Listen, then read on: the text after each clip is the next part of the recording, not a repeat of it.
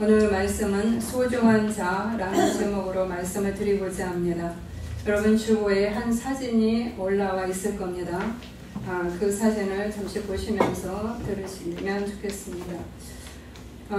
2015년 미스 태국 그 안센서드 뉴스 선발대회가 있었습니다. 아마도 지금 우리나라의 미인 대회 중에서 미스 코리아뿐 아니라 미스 춘향전 이런 것들이 있듯이 그런 어떤 국부적인 그런 미인 대회가 아니었나 싶습니다. 그런데 이 선발 대회에서 우승한 한 민트 카니시타가 있습니다. 바로 이 자매의 이야기를 잠깐 들려드리고자 합니다. 이 카니시타는 고등학교를 졸업한 이후에 집안 형편이 너무 어려워서 대학에 진학할 수가 없었습니다. 그런데 그런 그녀에게 친구들이 한 가지 제안을 합니다. 너 미인대회 한번 나가봐. 넌 키가 172고 그리고 너는 미모도 참 타고났다. 그러니까 한번 나가봐라 라고 이렇게 제안을 합니다. 그래서 그녀가 용기를 내서 그 미인대회에 나갑니다. 그래서 거기에서 우승을 했습니다. 대회가 끝나자마자 이 머리에 왕관을 쓰고 그녀는 집으로 돌아가서 어머니에게 큰 절을 올리면서 감사와 존경을 표했습니다. 그런데 그 어머니에게 절을 올린 곳이 어디였냐면 쓰레기를 줍는 곳이었습니다. 왜 이 아가씨는 그 쓰레기를 줍는 곳 앞에서 어머니에게 절을 했을까요? 그 어머니는 쓰레기를 주우면서 그것을 팔아서 생활을 하는 그러한 직업을 갖고 있었습니다. 그래서 그 어머니가 쓰레기를 줍는 그 현장에 가서 엄마를 만나서 어머니 앞에서 엎드려 절을 했습니다. 이런 장면이 사진에 찍혔습니다. 그리고 언론에 공개가 되었습니다. 카니시타는 그 쓰레기 줍는 것으로 그 생계를 유지했던 그 가정의 그 배경에 대해서, 우리 환경에 대해서, 나의 환경에 대해서 전혀 부끄러워하지 않았습니다. 그리고 그러한 것을 그냥 솔직하게 드러냈고, 그뿐 아니라 자신의 낡고 초라한 집까지 다 드러내 보여줬습니다. 이 미스 태국을 치시면 거기에 그 집이 나와요. 작은 집에서 엄마하고 설거지하는 그런 모습이 나옵니다. 그러면서 이제 그녀는 이야기합니다. 어머니가 있었기에 미인 대회에서 우승하는 오늘이 있었습니다. 우리 모녀는 생계를 유지하기 위해서 열심히 일해왔기 때문에 열등감을 느낄 이유는 없습니다. 이렇게 당당하게 이야기했습니다. 이런 모습에 태국의 네티즌들이 찬사를 보내기 시작했습니다. 그러면서 그녀에게 광고가 쏟아져 들어왔고 TV 출연해달라, 그리고 영화에 출연해달라라고 하는 그러한 제안이 들어오기 시작을 했습니다. 그녀는 어머니를 부끄러워하지 않았습니다. 내 어머니가 이렇게 가난하게 쓰레기를 주워서 사는 것에 대해서 내가 숨기려 하거나 그것에 창피해서 사람들에게 알리지 않고 거짓을 말하거나 그렇게 하지 않았습니다. 오히려 감사하고 소중하게 여겼습니다. 이 어머니는 딸이 우승 미인대회에서 우승을 하기 전까지는 사람들로부터 무시당하고 그리고 초라하게 보이는 그러한 사람으로서 대접을 받았습니다. 그런데 딸이 미인대회에서 우승하자 그리고 그 엄마를 소중히 여기는 모습을 모든 사람들이 보았을 때 그 어머니의 위상이 갑자기 높아졌습니다.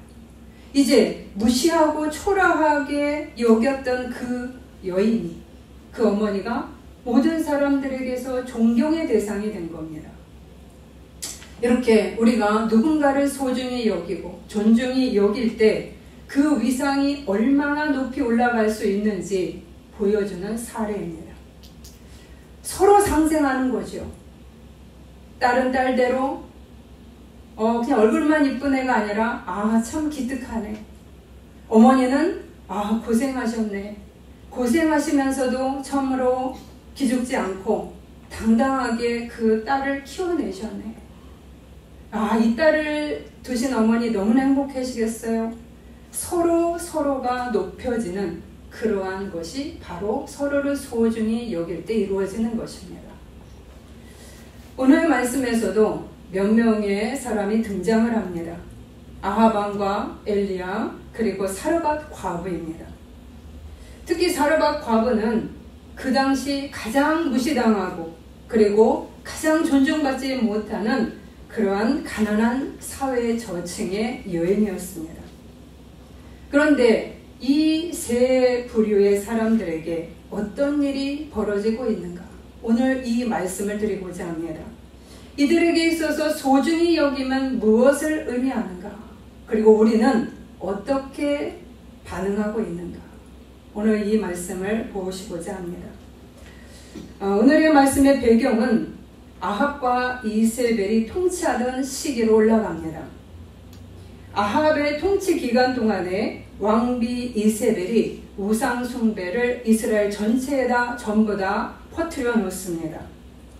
이세벨은 시집 올 때부터 이미 바알을 숭배하는 그러한 여인이었습니다.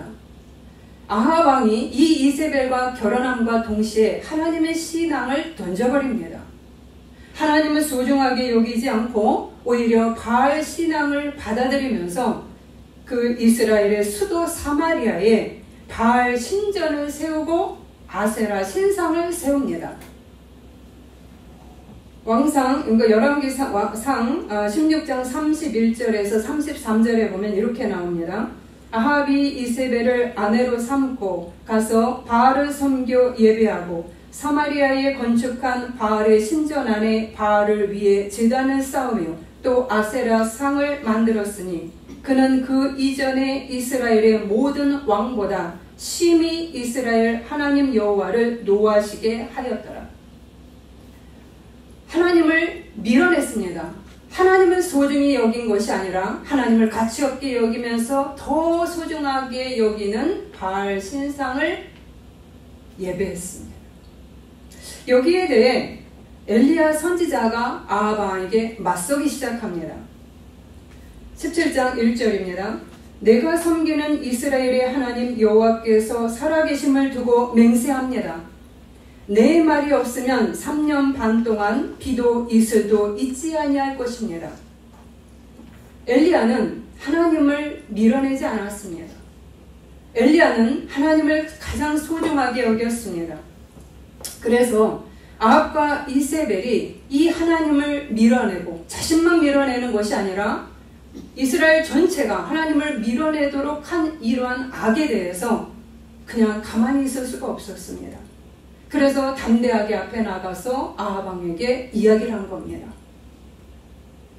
당신이 계속 이렇게 하면 이 나라 이 땅에 가뭄이 있을 것입니다. 이 나라 이 땅에 기근이 있을 것입니다. 그러니 정신 차리십시오 라고 조언을 한 겁니다. 그런데 아합과 이세벨은 이 말에 경청하고 수정하는 것이 아니라 발끈해서 오히려 엘리야를 죽이려고 달려들었습니다. 그러자 하나님께서 엘리야에게 말씀하십니다. 너는 그리시낫가로 가서 숨고 거기서 그 시냇물을 마시라. 내가 까마귀를 보내어 너를 먹이리라. 하나님 말씀대로 엘리야는 그리시낫가로 가서 그 물을 마셨습니다.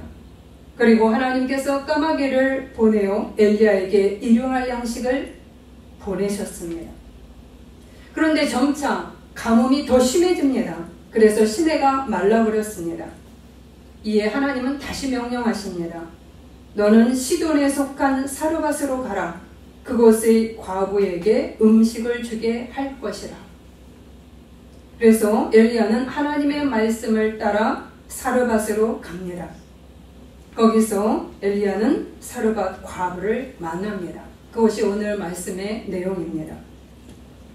사르밧 과부는 그 사회에서 가장 비천한 여인입니다. 이 과부는 지금 먹을 것조차도 제대로 없는 극빈한 여인이고 더군다나 존중이나 소중히 여김을 받는 것은 상상하지 못할 그러한 상황에 있었습니다. 내가 소중히 여김을 받지 못해요. 아무도 나에게 관심이 없어요. 여러분 슬프죠. 내 부모도, 내 형제도, 내 남편도, 내 아내도 나에게 관심이 없어요. 여러분 슬픕니다. 우리는 사랑받고 사는 존재이기 때문에 관심이 없다는 것은 우리가 추락하는 그러한 삶으로 내려간다는 의미입니다. 밥만 먹어서 되는 것이 아닙니다. 우리는 사랑을 먹고 살아가는 존재이기 때문입니다. 그런데 이 여인에게는 사랑의 대상도 그리고 먹는 것도 전부 다 고갈되어진 여인입니다. 그런데 이 여인에게 하나님은 엘리야를 보냅니다. 그리고 엘리야는 이 여인에게 요청하기 시작을 합니다. 내게 그릇에 물을 가져다가 마시게 해주십시오.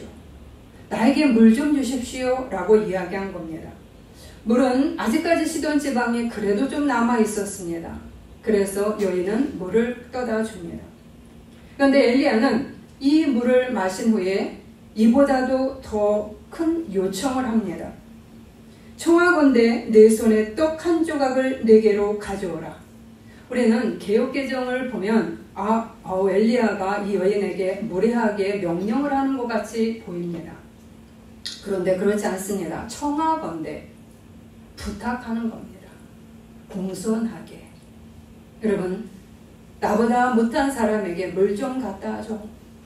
예를 들어 우리가 식당에 가서 종업원이 와서 음식을 주문하도록 하죠. 무엇을 드시겠습니까?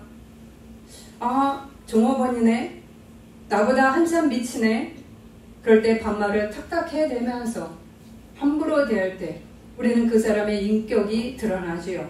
물론 연세가 많이 드신 분이 우리 젊은 분에게 그렇게 얘기할 수도 있습니다. 그러나 말하는 태도와 말하는 자세를 보면, 말투를 보면 이 사람이 어떻게 그를 대하는지는 나타나게 되는 거죠.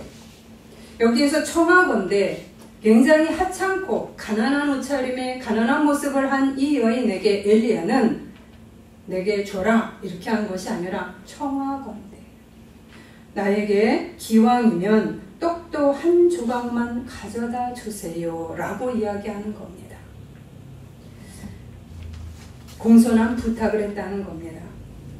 이때 과부는 말합니다. 하나님께 맹세합니다. 나는 떡은 없고 단지 밀가루 한 움큼과 기름 조금만 있을 뿐입니다. 이것으로 음식을 해 먹으면 우리는 더 이상 먹을 것이 없어 굶어 죽을 것입니다. 이게 전부예요. 한 움큼 이게 전부예요. 이 말을 들은 엘리야는 과부에게 말합니다. 그렇게 걱정하지 마세요. 집에 들어가서 방금 말한 대로 음식을 준비해 주세요. 그리고 그 음식을 만든 다음에 먼저 나에게 한 조각을 가져다 주시고 그 후에 아들과 함께 드세요 라고 이야기를 합니다.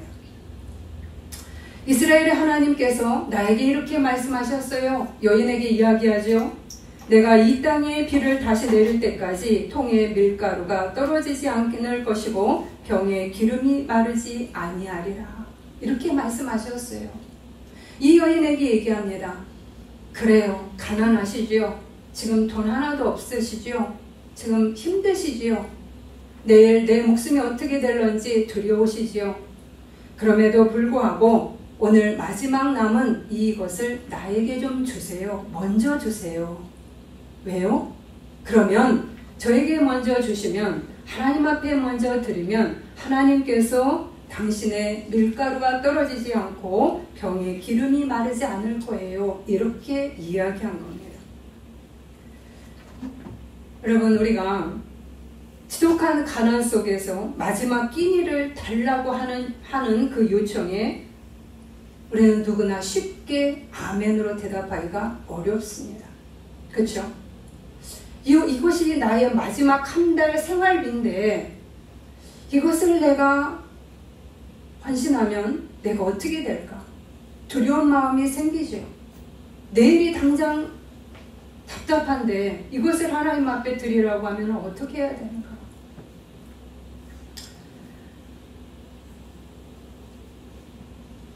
이 말이 어떻게 해석이 될까? 엘리야의 말은 무엇일까요? 바로 이것을 의미하는 겁니다. 비록 내가 비참한 상황인 거 잘 알고 있다. 아들이 소중한 거 잘 알고 있습니다. 그럴지라도 하나님을 가장 소중하게 여기고 최우선으로 대하는 삶을 사십시오 라고 이야기하는 겁니다. 아멘.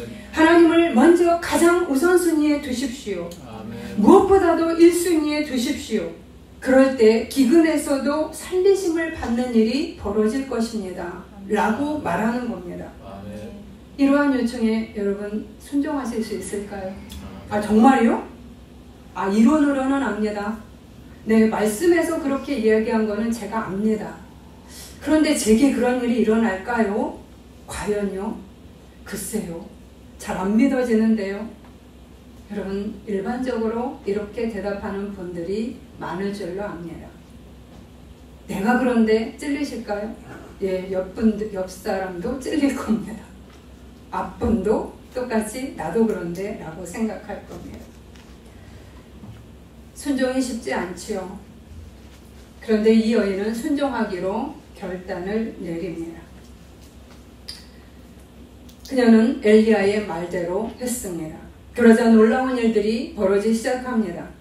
엘리야와 그녀의 식구들이 여러 날 먹을 정도의 그 밀가루와 그리고 기름이 계속 들어오는 겁니다. 지금 국가적인 기근의 상황 속에서도 일용할 양식이 주어지는 것입니다. 그 이유는 무엇입니까? 첫 번째, 하나님이 이 지극히 천하고 그리고 존중받지 못하고 소중하게 여기지 못하는 이 여인을 먼저 존중하고 소중히 여기시기 때문입니다. 우리도 마찬가지죠. 하나님 나에게 관심 있으실까요? 나처럼 가난한 자에게 하나도 드릴 것이 없는 저에게 관심 있을까요? 하나님은 많이 드린 자에게 관심이 있지 않을까요? 아니요. 하나님은 우리가 많고 적든 상관없이 우리에게 관심이 많으십니다. 특별히 아무에게도 의지할 것 없는 사람에게는 더욱더 긍휼히 여기십니다. 우리도 자식을 볼 때 아픈 손가락이 있다. 그 자식에게 부모는 돈을 모아다가 더 갖다 주죠. 다른 형제가 용돈을 주면 그걸 모아다가 가난하고 힘든 자에게 몰아줍니다. 그럼 다른 형제가 그것을 알면 배끈해서 엄마 쓰라고 했는데 왜 우리 오빠에게 주는 거야? 왜 그 집에다 주는 거야? 그게 부모의 마음입니다. 부모는 내 자식 중에서 더 열악하고 고생하는 자에게 마음이 가는 거야. 이미 부모에게 드렸으면 내가 간섭하지 말아야 됩니다. 그 부모의 마음이 찢어지는 그 자녀에게 내가 조금이라도 도움이 될까? 하나님의 천사가 되어서 하나님의 까마귀가 되어서 하나님께서 그 부모를 통해서 나에게 주는 것이기 때문입니다. 우리는 그것에 대해서 괴로워하지 말고 하나님 감사합니다. 왜 우리 엄마에게서 내가 이 돈을 받아야 될까요? 하나님이 말합니다. 얘야, 내가 너에게 주는 거야. 너가 자존심이 세니까 아무에게도 받지 않을 때 그래도 가장 임을 없는 네 부모를 통해서 내가 주는 거야 라고 얘기할 수 있습니다. 부모뿐 아니라 마찬가지죠. 그게 누가 되든지 우리에게 우리의 형제가 되든 우리의 친구가 되든 하나님은 당신의 까마귀를 보내는 겁니다. 아멘. 왜요? 가난하고 병들고 그리고 누구도 존중하지 않는 무시하는 그 사람에게 하나님의 눈이 더욱더 긍휼한 마음으로 가 있기 때문입니다. 아멘. 이렇게 먼저는 하나님의 사랑, 하나님의 소중히 여기는 마음이 이 여인에게 닿은 것입니다. 두 번째는 그녀의 삶에서 무엇을 가장 소중하게 생각하고 지켜야 하는지를 하나님으로부터 그녀는 배웠기 때문입니다. 네가 아무리 힘들어도 네가 먼저 나를 사랑해라. 나도 사랑받는 존재가 되고 싶다라고 하는 겁니다. 하나님도 나도 소중히 여김을 받고 싶단다 라고 얘기합니다. 이렇게 우리의 소중히 여김이 사무적일 때 더 많은 시너지 효과를 내줘요. 아까 그 태국 미녀처럼 엄마를 딸을 서로 소중히 여길 때 그들이 서로 상생했습니다. 하나님도 마찬가지입니다. 이 여인에게 바로 이것을 가르쳐 준 겁니다. 그녀는 하나님과 엘리야를 그래서 소중하게 생각하기 시작합니다. 그녀는 엘리야를 자신의 위층 다락방을 내어주고 거기서 거하게 하였습니다. 우리에게 가장 소중한 것은 무엇입니까? 우리는 대부분 지금 시대는 물질입니다. 그것을 위에 두고 계십니까? 그렇다면 그 물질만을 내가 제일 최고로 여긴다면 물질을 무시하라는 것이 아닙니다. 그러나 그것을 하나님 위에 둔다면 나의 영혼은 고갈나기 시작을 할 것이고 육체도 고갈이 될 것입니다. 왜냐하면 그 물질은 비인격적인 것이기 때문에 나로 하여금 탐욕으로 계속 이기적인 것으로 내가 빠져들기 쉽기 때문입니다. 아니요, 저는 물질이 아닙니다. 내 배우자입니다. 내 자녀입니다. 내 부모입니다. 여러분, 내 부모와 자녀와 그리고 배우자를 내가 애인을 우선순위에 들 때 그렇다면 여러분은 그들에게 반드시 실망하게 됩니다. 그리고 원망하고 불평하게 됩니다. 왜냐? 자녀나 배우자나 부모나 애인이나 우리의 궁핍과 결핍과 우리의 문제를 해결하고 채워줄 만한 능력이 그렇게 다 탁월하지 않습니다. 모두 인간이기 때문에 죄 있는 인간에 불과하기 때문입니다. 우리 모두 죄를 지은 인간이기 때문에, 죄성을 가진 인간이기 때문에 우리는 완벽하게 그에게서 채움을 받을 수가 없습니다. 그런데도 불구하고 우리는 목을 거기에 매답니다. 아내에게, 남편에게, 그리고 자식에게, 부모에게. 그러니까 화가 납니다. 안 채워집니다. 그 구멍을 채울 분은 오직 하나님밖에 없는데 그곳에 우리가 몰입되어 있기 때문입니다.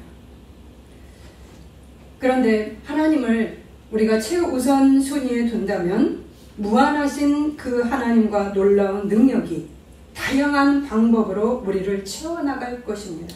네. 왜요? 그분은 피조물이 아니라 창조주이시기 때문입니다. 아멘.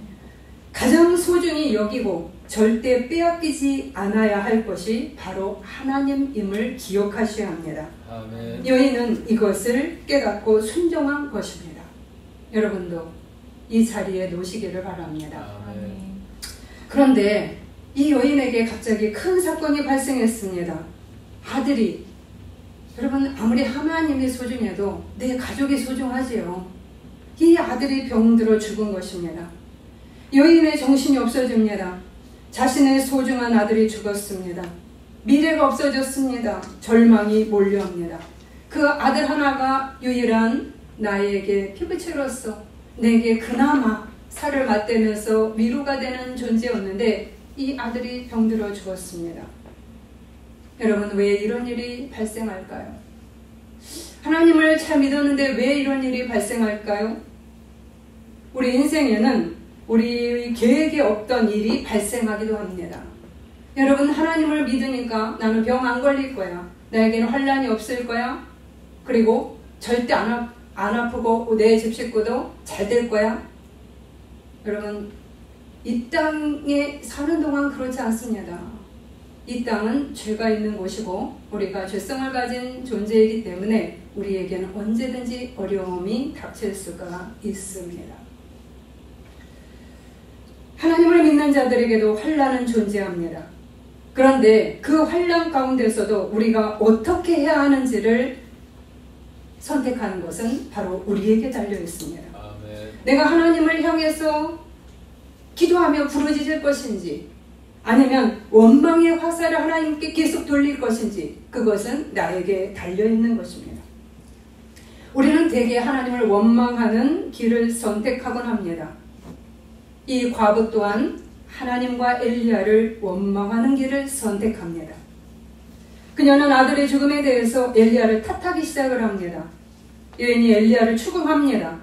오 하나님의 사람이요, 당신께서는 나와 무슨 상관이 있다고 이렇게 오셔서 내 죄를 일깨워 주시고 아들을 죽게 하십니까? 당신이 여기에 와서 이 일이 생겼습니다. 엘리야가 오지 않았으면 아들은 살았을 것입니다. 정말 살았을까요? 이미 굶어 죽은 지 오래지 않았을까요? 이미 가난에 찌들고 이미 집안은 폭삭 망하지 않았을까요? 우리는 감사보다는 오늘 나에게 닥친 문제로 꽂힙니다. 그래서 그동안 나에게 어떤 은혜를 베풀어 주셨는지에 대해서 까마득히 잊어버립니다. 우리는 이 과부의 선택에 대해서 생각해 보아야 합니다. 왜 과부는 엘리야와 하나님을 원망했을까요? 여러분은 이렇게 생각하죠. 나는 이 과부가 너무너무 이해가 돼요. 얼마나 힘들었을까요? 맞아요. 충분히 공감이 됩니다. 그런데 잘 보면 우리는 이 여인에게서 한 가지 문제를 보게 됩니다. 그녀는 엘리야가 가장 소중하게 여겨야 할 것들에 대해서 이미 가르쳐 주었죠. 그것을 잊어버린 겁니다. 죽음에 이를 정도로 가난과 고통으로 몰렸었던 과부였습니다. 그런데 그녀가 하나님의 은혜로 이 엘리야를 통해서 위기를 모면했습니다. 말씀에 일용할 양식을 여러 날 먹었으나 통에 밀가루와 기름이 떨어지지 않고 있다라고 말씀에 나옵니다. 지금 여러 날 먹었다고 얘기합니다. 지금 벌써 죽은 지 오래가 됐을 수도 있는데 삐쩍 말라서 영양실조로 아니면 그냥 모든 게 피폐해져서 인생 그냥 포기하고 살았을 수도 모릅니다. 그런데 여러 날 지금 계속 먹고 있습니다. 일용할 양식이 간당간당이랄지라도 채워지고 있습니다. 내일 또 채워지는 것을 경험합니다. 그 다음날도 채워진 것을 경험합니다. 대단히 풍족하진 않지만 이스라엘 백성처럼 광야에서 만나를 매일매일 주시는 주님을 체험했습니다. 어느 순간부터 그녀는 안정감을 느끼기 시작했습니다. 안전하고 안정감을 느끼기 시작했습니다. 여러분, 규칙적인 물질은 나를 편안하게 만들지요. 그래서 공무원이 좋다고 얘기를 하는 겁니다. 사업하는 사람들이 힘들다고 왜 얘기를 할까요? 언제 어떻게 될지 모르니까 사업하는 부인들은 항상 긴장이 돼 있다는 거죠. 돈을 어디 가서 구할까? 이런 생각을 항상 하고 산다는 거 아니에요. 근데 공무원은 매달 꼭 바꿔봐 보니까 편안합니다. 물론 공무원께서 이 말씀을 들으시면 아닙니다 라고 얘기하실 수 있지만 어쨌든 규칙적으로 매일매일 내가 입에 풀칠하지 않고 입에 간신이라도 풀칠하고 살아갈 수 있는 것만 해도 내 안에 안정감을 줍니다.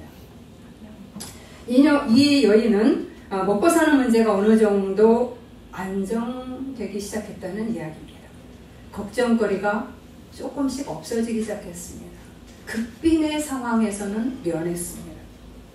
그러면서 그녀는 하나님과 엘리야가 상대적으로 얼마나 소중한 존재인지를 잊어가기 시작했습니다. 그녀는 그것을 당연하게 여기기 시작했던 겁니다. 여러분, 나에게 주신 은혜가 어느 날부터 당연하게 여길 때를 조심하셔야 합니다. 그럴 때마다 우리는 말씀을 듣고 정신이 나는 거죠. 그런데 길들여지면 감사가 없어집니다. 그녀도 마찬가지로 최고로 소중하게 여겨야 할 것들을 밀어내기 시작을 했습니다. 그리고 2순위에 두어야 할 것이 1순위로 올라가 버렸습니다. 그것이 눈에 보이는 자식이었습니다. 우리는 언제부터인가 당연하게 여기기 시작했을 때 우리에게 감사와 소중히 여기는 마음은 사라지기 시작한다는 것을 아셔야 합니다. 가치가 떨어지기 시작합니다. 하나님이 위기 상황에 도와주시지 않았다면 나는 더 비참한 나락으로 떨어져 있진 않았을까? 정신적인 문제, 육체적인 문제, 관계적인 문제, 다양한 문제들로 헤매고 좌절하고 살고 있지는 않을까? 우리는 이렇게 우리를 도우시고 인도하신 주님을 기억해야만 하는데 우리는 그것을 계속적으로 기억하고 있지 않습니다. 당연하게 여기고 그리고 잊어버리기까지 합니다. 과거의 일이라고 치부해버립니다. 그건 과거에 해주신 거잖아요. 지금 보세요. 지금 이 문제가 또 터졌지 않습니까? 바로 이렇게 당연하게 여길 때 그리고 잊어버리고 있는 그 가운데 그녀에게 그녀를 깨우는 사건이 터진 겁니다. 아들의 죽음. 우리는 무언가 가장 소중한 것을 잃어버릴 때 정신이 바짝 납니다. 이렇게. 이게 뭔 일? 그러면서 갑자기 하나님 앞에 기도하기 시작합니다. 아들의 죽음은 그동안 내가 하나님을 당연하게 여기고 잊어버린 그것을 다시금 돌아보게 만들었습니다. 내가 원망하고 있구나. 하나님과 엘리야를 내가 탓하고 있구나. 바로 자신을 돌아봅니다. 그러면 나는 무엇을 지금 소중하게 여기고 있나? 아들과 일용할 양식에 꽂혀있구나. 눈에 보이는 것이 더 소중하구나. 그러다 보니까 눈에 보이지 않는 하나님이 별로 가치 없게 여겨졌구나. 이것이 바로 우리의 모습입니다. 하나님은 그녀를 다시금 일깨웁니다. 왜요? 그녀를 사랑했기 때문입니다. 앞으로 더 살아갈 날들이 더 많이 남아있기 때문입니다. 그가 더욱더 아름다운 삶을 살게 하기 위해서 하나님은 당신을 위해 두라고 얘기하신 겁니다. 하나님의 욕심을 채우기 위함이 아닙니다. 가장 좋은 것들로 이 그녀에게 주기 위해서입니다. 엘리야는 죽은 아들을 안고 다락방으로 들어가서 마음을 다해서 기도합니다. 그리고 하나님 앞에서 기도하면서 그 아들을 살려냅니다. 바로 이것입니다. 하나님과 영적 자원을 가장 소중히 여길 때 다시 하나님 앞에 내가 부르짖기 시작했을 때 우리는 다시 살아나기 시작을 합니다. 죽었던 내가, 무너진 내가, 좌절되어서 포기한 가족이 그리고 경제가 다시 살아날 수가 있습니다. 하나님은 우리를 사랑하시는 최고의 분이십니다. 하찮은 과부를 사랑하셔서 일부러 그녀에게 보내신 겁니다. 신약에서도 예수님이 사람들이 무시했던 그 여인에게 찾아가시죠. 남편을 열어둔 그 여인, 사람들 앞에서 나설 수 없는 그 여인에게 일부러 찾아가시죠. 왜요? 그녀를 소중하게 여기고 그녀를 일으키기 위해서입니다. 어느 누구도 나를 소중하게 여기지 않을 때 하나님은 나를 소중히 여긴다는 겁니다. 이것을 기억하셔야 됩니다. 이것을 누구보다도 잘 아는 자는 엘리야였습니다. 엘리야는 하나님을 가장 소중하게 여겼습니다. 그는 이렇게 말합니다. 내가 섬기는 이스라엘의 하나님께서 살아계심을 두고 맹세하노니. 내가 섬기는, 이게 무슨 뜻인가? 하나님 앞에 서다는 뜻입니다. 하나님 앞에 헌신과 충성과 복종하고 하나님만을 경외한다는 의미입니다. 이 하나님의 사심을 두고 맹세하노니 바로 하나님 말씀은 참되시니 나는 그분의 뜻을 따를 것입니다 라는 의미입니다. 아멘.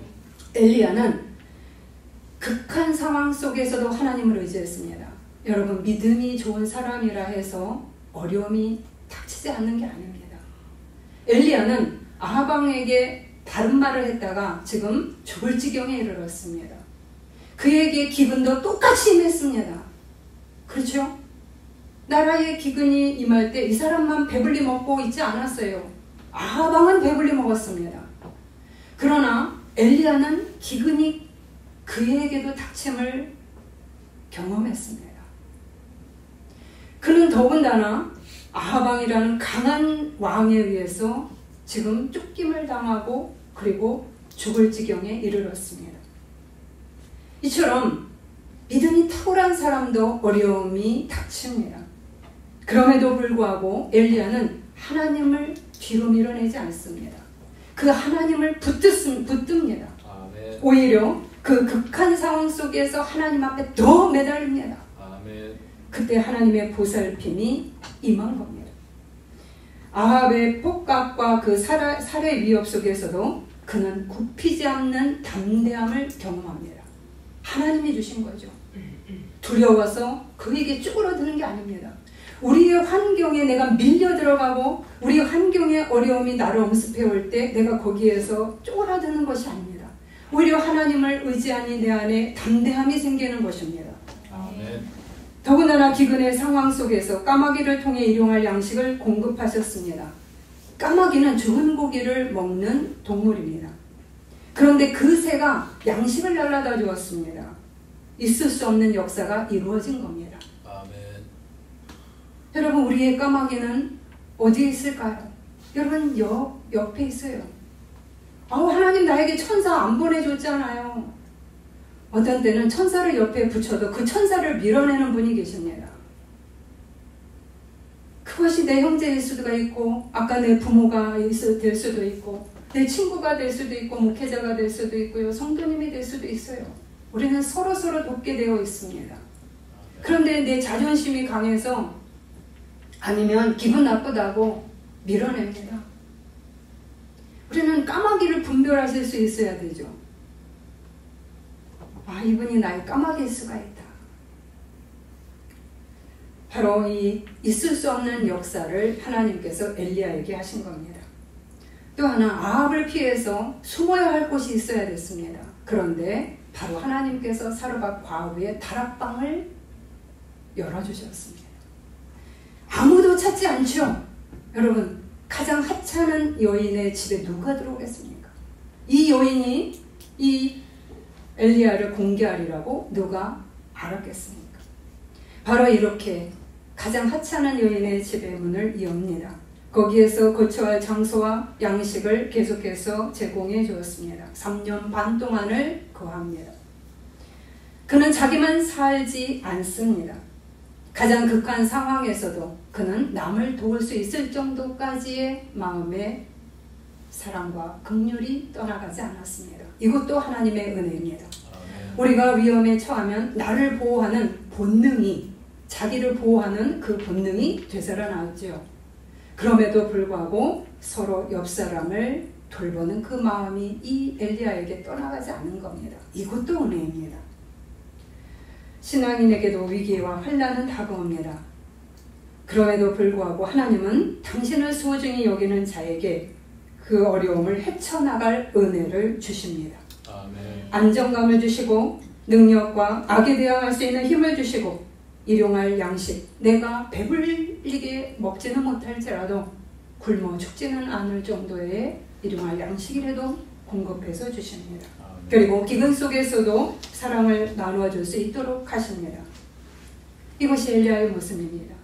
그러나 우리가 아합을 보시겠습니다. 아합과 이세벨, 그 하나님, 그 능력 있는 하나님을 밀어냈습니다. 둘이 힘을 합해서 부부가 그 자리에 바알과 아세라 우상을 두고 예배했습니다. 가장 소중히 여겨야 할 것들을 가장 하찮은 것으로 밀어냈을 때 그들에게 온 결과는 무엇이었을까요? 대단한 왕의 자리에서 그는 권력 욕심과 물질의 욕심을 추구하면서 거기에 늪에 빠지기 시작합니다. 그들은 항상 배부르게 살아왔음에도 불구하고 탐욕에 걸신 들어 삽니다. 여러분, 탐욕은 항상 나로 하여금 배가 고프게 만듭니다. 죽음이 올 때까지 멈추지 않는 것이 탐욕입니다. 여러분, 내가 망할 때까지 탐욕은 포기하지 않습니다. 하나님도 포기하지 않는데 탐욕도 포기하지 않습니다. 그만큼 삶을 허기지게 만듭니다. 나를 무너뜨립니다. 그 가난한 작은 나봇의 포도원조차도 뺏어버렸습니다. 자기의 정원을 만들기 위해서. 그 결과 그들은 비참한 죽음을 겪게 됩니다. 아합은 전쟁에서 죽었고 이세벨은 창문에 던져져서 개들에게 뜯기는 비참함을 겪게 됩니다. 하나님을 소중하게 여기지 않았을 때 그들도 그들만큼 자기가 하나님을 무시한 만큼 하찮은 대우를 받게 된 겁니다. 자기 스스로 탐욕에게 팔아버렸기 때문입니다. 탐욕은 다시 말씀드리지만 내가 죽을 때까지 포기하지 않는 힘이 있습니다. 12세기에 와인즈버그 성이 하나 있었습니다. 이 와인즈버그 성은 굉장히 막대한 부를 누리고 있던 그런 성이었습니다. 그런데 이 성에 위기가 닥쳤습니다. 적군이 이 요새를 포위하고 그 안에 재물을 노렸습니다. 그 안에 성의 주민들은 이 적군을 이길 힘이 없었습니다. 적들은 전적인 항복을 요구하고 나왔습니다. 너희들 순순히 그 재물을 내놔라. 그리고 남자들의 목숨을 내놓으라고 협박했습니다. 그러면 여자와 아이들은 살려주겠다고 이야기했습니다. 그러자 와인즈버그 성의 여자들은 의논하기 시작을 했습니다. 그리고 의논한 후에 적군에게 한 가지 조건을 걸었습니다. 우리가 어떤 것이든지 재산을 최대한 많이 들고 나갈 수 있게 해주십시오 라고 요청을 했습니다. 적군이 웃었습니다. 오케이. 야, 성 안에 재물이 어마무시하게 많은데 야, 여자들이 들고 가면 얼마나 들고 갈 수 있겠냐. 그러니까 들고 갈 만큼 그냥 허용해 주겠다. 그래도 성 안에 재물은 많아. 이들은 그 여인에게 허락을 하면서 그렇게 하라고 얘기를 했죠. 마침내 성문이 열렸습니다.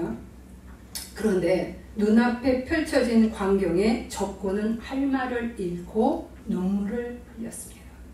적군이 눈물을 흘렸습니다. 어떤 장면을 보았는가? 모든 여자들의 등에 자기 남편을 업고 있었던 겁니다. 여러분 같으면 무엇을 업고 가시겠어요? 내 남편 내려놓고 그냥 내 남편 이참에 그냥 정리하고 그냥 재산이나 하나 가득 들고 나오시겠어요? 요새 금값이 많이 치솟는데 금이나 많이 들고 나오시겠어요? 내 인생 피겠다.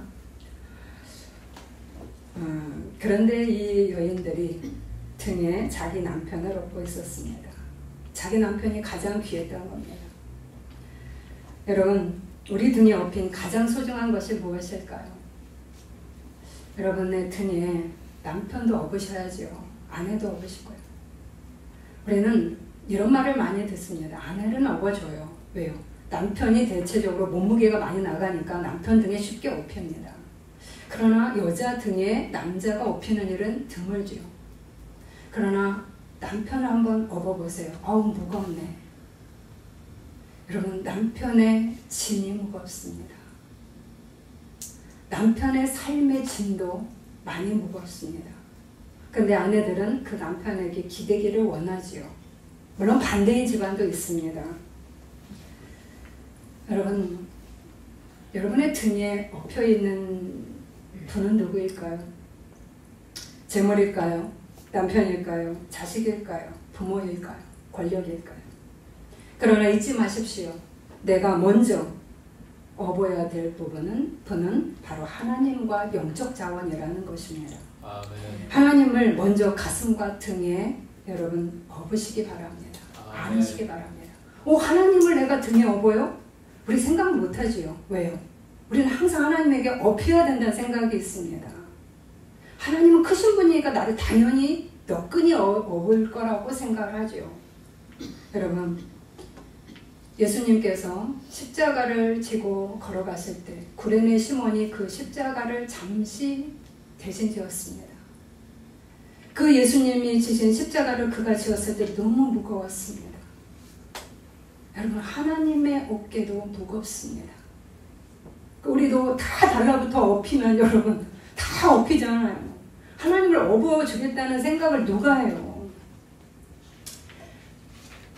이 성 안의 여인들이 남편을 업을 것이라고 아무도 생각하지 못한 것 많지. 예수님을 업을 생각을 못했어요. 그런데 잠시 업은 자가 구레네 시몬입니다. 우리도 하나님을 한번 업어봐야 됩니다. 그분이 얼마나 무거운지. 그럼에도 불구하고 나를 업고 계심에 감사하셔야 되지요. 와인즈버그 성의 악한 적군도 남편을 등에 업은 여인을 보고 눈물을 흘렸습니다. 하물며 하나님을 등에 업은 우리를 하나님이 보실 때 얼마나 눈물을 흘리시겠습니까? 오히려 하나님을 등에 우리가 업을 때 하나님은 우리의 배우자 그리고 자녀와 부모와 재물과 권력을 다시 업을 수 있도록 힘을 주십니다. 아멘. 하나님은 나만 업으라 하지 않습니다. 얘야 나를 업고 그리고 이제 내가 너희 둘을 업고 갈 거야. 오히려 내게 다시 돌려주시는 분입니다. 예수님도 그러셨습니다. 예수님도 하나님을 너무 사랑하셔서 하나님의 뜻대로 십자가에 달리셨습니다. 그런데 하나님은 바로 자신을 소중히 여긴 예수님을 한없이 높으셨습니다. 지금도 예수님은 우리를 업으시고 계십니다. 가장 세상에서 아름다운 당신의 거룩한 자녀가 되도록 우리에게 다시금 은혜를 베푸십니다. 아멘. 우리는 아합의 커플이 돼서는 안 됩니다. 아합의 커플, 여러분, 아합 커플, 바로와 바로 커플. 오늘은 아합과 이세벨 커플이 있습니다. 우리는 사르밧 과부를 넘어서셔야 합니다. 우리는 사르밧 과부가 일반적인 신앙인의 모습일 겁니다. 그러나 우리는 아합을 넘어서 사르밧 과부를 경험하셔야 돼요. 그러나 사르밧 과부에 멈추지 마시고 엘리야가 되시고 예수님이 되셔야 합니다. 아멘. 그럴 때 바로 우리는 서로 상생하는, 서로가 소중히 여기면서 넘치는 축복이 우리에게 임할 것입니다. 오늘 이것을 기억하시면서 여러분 집에 가셔서 먼저 하나님 업어드리고 그 다음에 여러분의 배우자와 여러분의 부모님과 자녀를 업어보시기 바랍니다. 기도하시겠습니다. 너희는 늙어가도 나는 한결같다. 너희가 비록 백발이 성성해도 나는 여전히 너희를 업고 다니리라. 너희를 업어 살려내리라. 내가 품고 구하여 내리라. 하나님, 주님은 우리를 너무나 사랑하셔서 우리를 등에 업고 품고 가슴에 젖으로 먹이셨다고 하셨습니다. 그래서 당신의 가장 소중한 아들 예수 그리스도를 우리에게 아낌없이 주셨습니다. 그러나 내가 등에 업은 가장 소중한 자는 누구일까요? 정말 주님일까요? 사르밧 여인처럼 결단하고 순종하다가도 다시금 주님의 사랑을 당연시 하는 자로 머물 때가 있음을 고백합니다. 그러나 이제 주님을 가장 소중히 여기는 엘리야처럼 일어서기를 원합니다. 아합을 넘어 사르밧 여인으로, 이 여인을 넘어 엘리야와 예수님 같이 되게 하소서. 예수 그리스도 이름으로 기도드립니다. 아멘.